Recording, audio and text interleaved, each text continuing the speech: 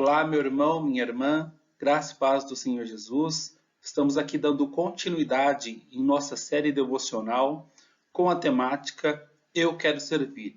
Eu espero que você esteja sendo abençoado e abençoada com a palavra de Deus e que esses estudos moldem os nossos corações para servirmos mais e melhor ao nosso Senhor.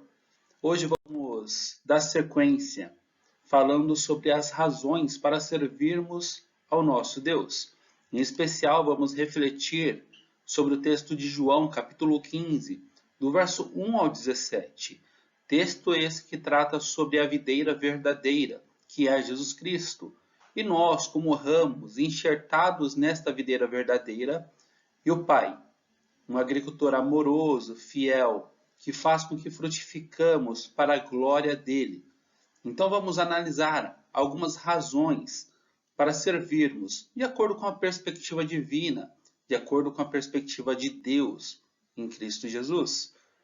Primeiro, observamos que tudo começa com o amor de Deus por nós, pela humanidade, por todos os que necessitam da sua glória, do seu evangelho. O fato é que em João, capítulo 15, verso 9, diz: Como o Pai me amou, assim eu os amei. Permaneçam no meu amor. O Pai amou o Filho nos amou, e nós devemos amar o Filho. Porque, de fato, ele demonstrou esse amor por nós. Então requer de nós dedicação, disposição de coração, para vivermos de forma permanente neste amor.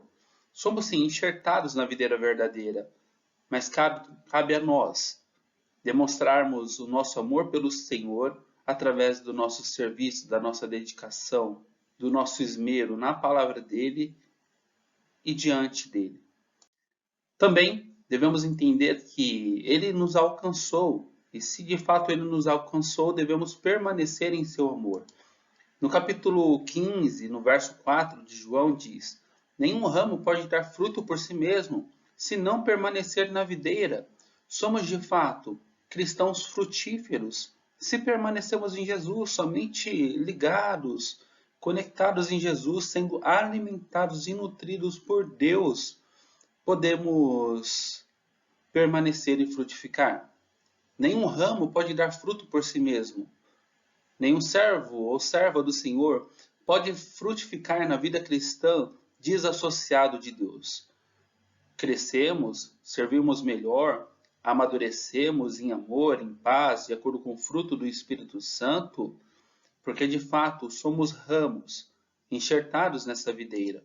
Também entendemos, de acordo com o verso 12, parte B, que devemos amar uns aos outros, porque o amor do Senhor foi demonstrado por nós na cruz. Deus enviou seu Filho que morreu por nós, para nos dar a vida eterna. Por isso, devemos nos dedicar aos outros também. O texto diz: Amem-se uns aos outros, como eu os amei. Também, de acordo com 1 João, capítulo 2, verso 6, diz: Aquele que afirma que permanece nele deve andar como ele andou. Se levamos o título de cristãos, pequenos cristos, devemos andar com base na referência que temos, que este é Jesus Cristo.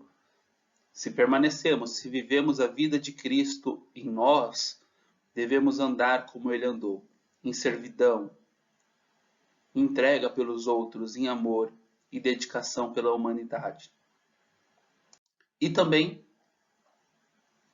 sabendo que ele nos amou, somos conduzidos a uma vida completa de alegria, porque permanecemos nele e praticamos este amor. Ele nos conduz a uma alegria completa, porque vivemos a sua palavra, estamos na sua palavra, e ele é o verbo vivo que desceu dos céus, ele é a palavra de Deus.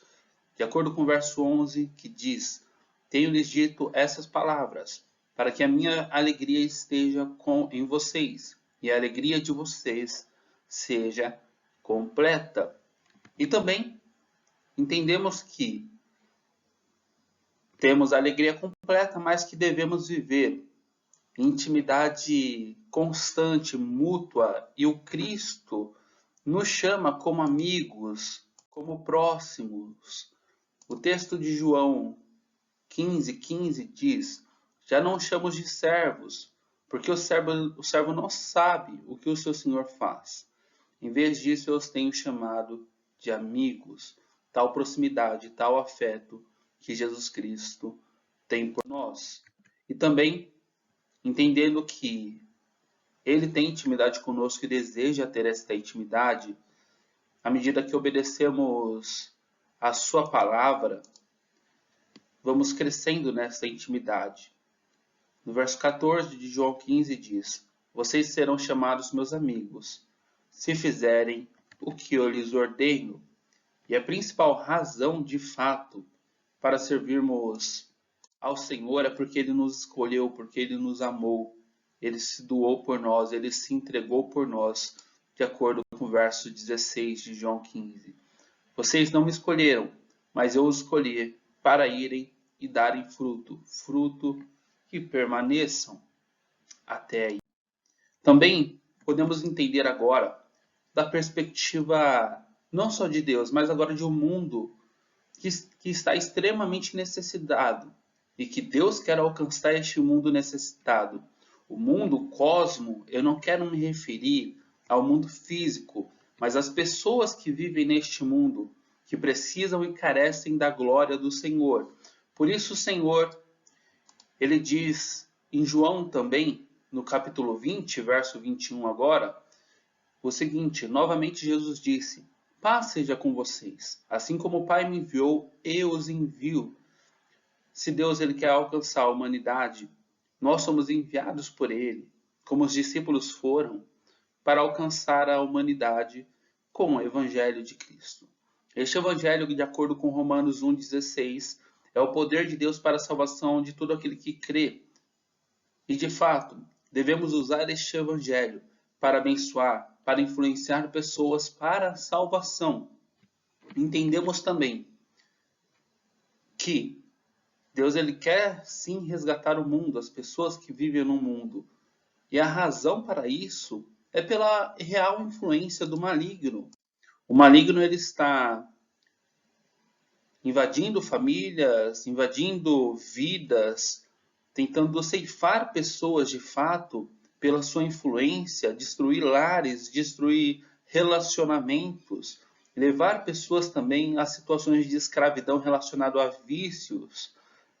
O texto de Efésios, capítulo 2, do verso 1 ao 2 diz, falando aqui é Paulo para a igreja de Éfeso, que podemos perfeitamente aplicar para as nossas vidas ainda hoje, diz o seguinte: vocês estavam mortos em suas transgressões e pecados, nos quais costumavam viver, quando seguiam a presente ordem deste mundo, e o príncipe do poder do ar, o espírito que agora está atuando nos que vivem na desobediência. Paulo está falando para aquela igreja, quando eles estavam mortos em suas transgressões e pecados, e eles costumavam viver de fato deste modo libertino, eles seguiam uma presente ordem, eles seguiam o príncipe do poder do ar, ou seja, eles seguiam a influência das trevas, a influência do maligno, o espírito que agora estava atuando nos que viviam na desobediência, viviam devassidão, viviam de forma entregue aos seus desejos pecaminosos. E de fato, o maligno ainda tem tentado influenciar pessoas da mesma forma hoje. Podemos observar notoriamente lares sendo destruídos, pessoas sendo levadas à escravidão por causa de atitudes pecaminosas próprias, consolidadas em seus corações. Podemos observar casamentos sendo desfeitos, porque a carne tem tomado lugar, a influência da carne, o maligno usa-se dessas transgressões e pecados para solapar ainda mais essas famílias. Então entendemos que sim, Deus ele quer alcançar o mundo, mas este mundo está perdido, está caído, está passando por transgressões e pecados. E não somente isso, o maligno provoca grande abandono de pessoas e traz esse senso de abandono, desorientação de vida. O texto de Mateus 9,36 diz: ao ver as multidões, teve compaixão delas, porque estavam aflitas e desamparadas, como ovelhas sem pastor. Se logo as pessoas estão longe das Escrituras, longe do Evangelho, longe do Criador, a tendência é que as pessoas vão encaminhando e seguindo uma vida de entrega às suas concupiscências, aos seus pecados, aos seus desejos carnais. Por isso, uma vida desamparada as pessoas têm em muitos cenários, em seus contextos. O Senhor é um bom pastor, sim, que quer alcançar as pessoas, mas existem muitos que estão sem o pastoreio do bom pastor e que o maligno aproveita-se disso para tentar trazer desorientação de vida, tentar destruir pessoas. Entendemos também que existe pobreza material de vida por causa da influência maligna, por causa do abandono de Deus, porque as pessoas estão longe do seu fiel Criador, que pode as sustentar sim, que pode as ajudar em seus contextos, em seus cenários. João 12:8 diz: pois os pobres vocês sempre terão consigo, mas a mim vocês nem sempre terão. E além disso, de toda essa influência maligna sobre as pessoas que vivem no mundo que o Senhor quer as alcançar com o Evangelho, essas pessoas necessitam do Senhor, do amor de Deus, pelas suas próprias naturezas e o efeito do pecado em suas vidas. Olha o que diz em Romanos 8:22, quem é dominado pela carne não pode agradar a Deus. E de fato, a carne milita contra o Espírito, procurando tentar desorientar de tal forma que a pessoa não faça o que ela deseja. Mas quando as pessoas se inclinam pelo Espírito, pela vontade de Deus, expressas nas Escrituras, a pessoa assim passa a entender que está enxertada na videira verdadeira e passa a frutificar, ter o fruto do Espírito em sua vida. Este fruto que é constituído de amor e as demais características provenientes do amor, paz, longanimidade, benignidade, bondade e assim por diante. Então, querido irmão, querida irmã, entendendo que você deve servir com a razão da perspectiva de Deus, sabendo que Ele te amou, sabendo que Ele te chamou para alcançar, para servir as pessoas, e também entendendo que você foi chamado para servir na perspectiva do mundo, as pessoas que vivem num mundo caótico e caído e que precisam do Evangelho, eu deixo duas perguntas. A primeira é: como você pode servir ao Senhor com maior dedicação, sabendo que a razão para servir é o seu amor que nos alcançou? Responda para você essa pergunta. A segunda é: como você pode servir as pessoas que vivem em um mundo caótico, em meio às suas crises e dificuldades? Queridos irmãos, queridas irmãs, vamos nos encontrar logo em nossa sala de oração. Eu espero que você participe, esteja conosco, porque de fato podemos orar mutuamente uns pelos outros e pedir orientação de Deus para servirmos melhor, entendendo por que podemos servir, sendo que Ele nos amou, entendendo como podemos servir as pessoas que vivem no mundo caótico. Deus os abençoe. Até logo.